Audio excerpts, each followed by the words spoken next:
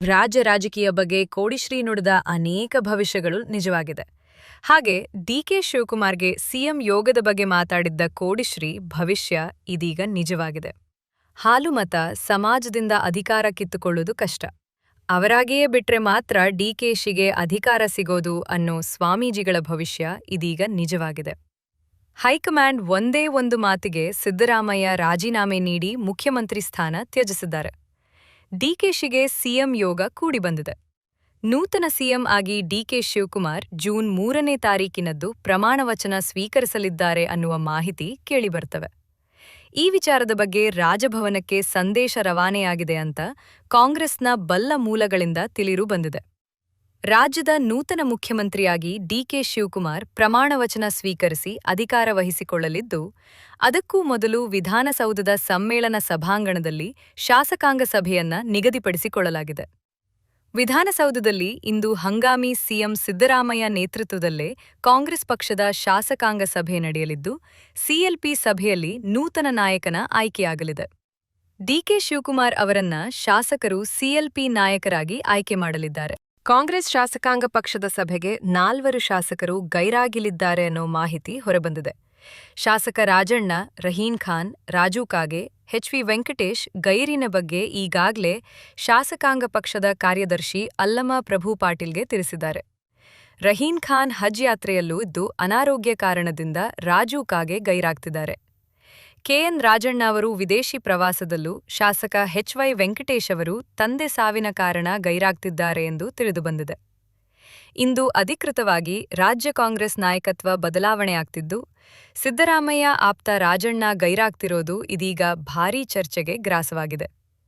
ಸಿದ್ದರಾಮಯ್ಯ ದೆಹಲಿಗೆ ತೆರಳಿದ ದಿನವೇ ರಾಜಣ್ಣ ನ್ಯೂಯಾರ್ಕ್ ಪ್ರವಾಸಕ್ಕೆ ತೆರಳಿದ್ದು, ರಾಜಣ್ಣ ಸೋಮವಾರದ ಬಳಿಕ ಬೆಂಗಳೂರಿಗೆ ವಾಪಸ್ಸಾಗ್ತಿದ್ದಾರೆ. ನೂತನ ಸಿಎಂ ಆಗಿ ಡಿಕೆ ಶಿವಕುಮಾರ್ ಪ್ರಮಾಣ ವಚನ ಸ್ವೀಕರಿಸಿದ ಬಳಿಕ ಅವರ ಜೊತೆಗೆ ಸಂಪುಟ ಸಚಿವರಾಗಿಯೂ ಕೆಲ ಶಾಸಕರು ಪ್ರಮಾಣ ವಚನ ಸ್ವೀಕರಿಸಲಿದ್ದಾರೆ. ಒಂದು ಮೂಲಗಳ ಪ್ರಕಾರ ಡಿಕೆ ಶಿವಕುಮಾರ್ ಜೊತೆಗೆ 7 ಮಂದಿ ಹಿರಿಯ ಮತ್ತು ಅನುಭವಿ ಶಾಸಕರು ಸಂಪುಟ ಸಚಿವರಾಗಿ ಪ್ರಮಾಣ ವಚನ ಸ್ವೀಕರಿಸಲಿದ್ದಾರೆ ಎಂದು ವರದಿಯಾದರೆ, ಮತ್ತೊಂದು ಮೂಲಗಳ ಪ್ರಕಾರ 12ರಿಂದ 13 ಮಂದಿ ನೂತನ ಸಚಿವರು ಪ್ರಮಾಣ ವಚನ ಸ್ವೀಕರಿಸಲಿದ್ದಾರೆ ಎಂದು ತಿಳಿದುಬಂದಿದೆ.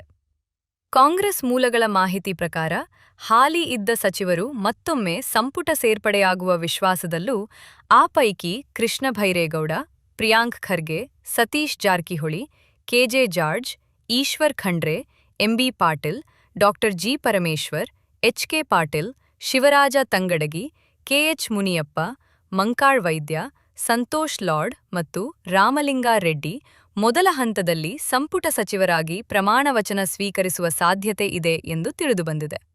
ಇದನ್ನು ಹೊರತುಪಡಿಸಿ ಈಗಾಗಲೇ ಡಿಕೆ ಶಿವಕುಮಾರ್ ಅವರು ಕೆಲವರ ಹೆಸರನ್ನು ತನ್ನ ಮನಸ್ಸಲ್ಲಿ ಇಟ್ಟುಕೊಂಡಿದ್ದಾರೆ. ಹೈಕಮಾಂಡ್ ಒಪ್ಪಿದರೆ 13 ಮಂದಿ ಸಂಪುಟಕ್ಕೆ ಮರು ಸೇರ್ಪಡೆಯಾಗುವ ಸಾಧ್ಯತೆ ಇದೆ ಎಂದು ತಿಳಿದುಬಂದಿದೆ. ಹೀಗಾಗಿ ನೂತನ ಸಚಿವ ಸಂಪುಟ ರಚನೆಗೆ ಕಸರತ್ತು ನಡೆದಿದ್ದು, ಸಚಿವರಾಗಲು ಆಕಾಂಕ್ಷಿಗಳು ಇನ್ನಿಲ್ಲದ ಪ್ರಯತ್ನ ಮಾಡುತ್ತಿದ್ದಾರೆ. ಈಗಾಗಲೇ ಈ ಸಂಬಂಧ ಚಟುವಟಿಕೆ ಗರಿಗೆದರಿದೆ.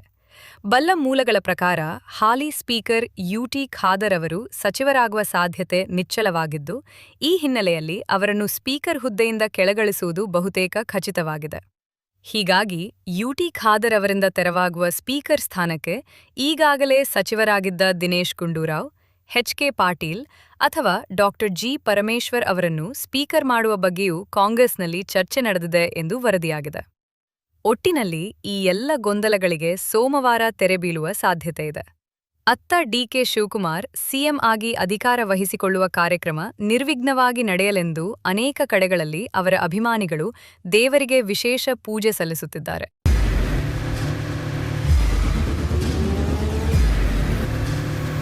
ಪ್ರಜಾಮಾರ್ಗ ನ್ಯೂಸ್, ಇದು ಜನಸಾಮಾನ್ಯರ ಧ್ವನಿ. ನಮಸ್ಕಾರ. ನೀವು ನೋಡ್ತಾ ಇದ್ದೀರಾ ಪ್ರಜಾಮಾರ್ಗ ನ್ಯೂಸ್. ರಾಷ್ಟ್ರದ ರಾಜ್ಯದ ರಾಜಕೀಯದ ಬಗ್ಗೆ ಹೆಚ್ಚಿನ ಸಿನಿಮಾ ಅಪ್ಡೇಟ್ಗಳಿಗಾಗಿ ಫಸ್ಟ್ ಲೈಕ್ ಮಾಡಿ, ಸಬ್ಸ್ಕ್ರೈಬ್ ಆಗಿ, ಹಾಗೆ ಫಾಲೋ ಕೂಡ ಮಾಡಬೇಕು.